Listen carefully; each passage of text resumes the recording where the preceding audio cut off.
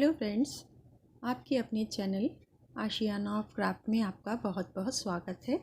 मैं हूं आपकी होस्ट मीना और आज की वीडियो में मैं आपको बताऊंगी कि किस तरह से कलर थीम चेंज करके हम अपनी बेडरूम का मेकओवर कर सकते हैं। तो चलिए देखते हैं।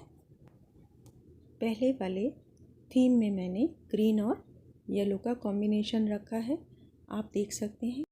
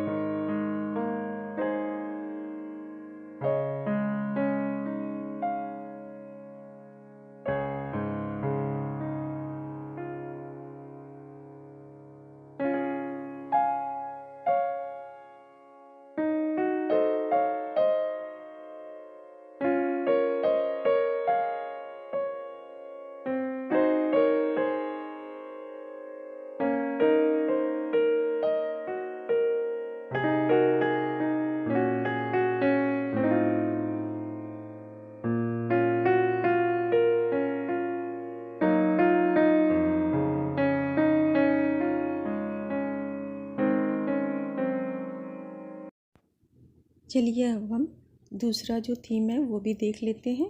और इसमें मैंने कलर का जो थीम है वो क्रीम और रेड रखा है।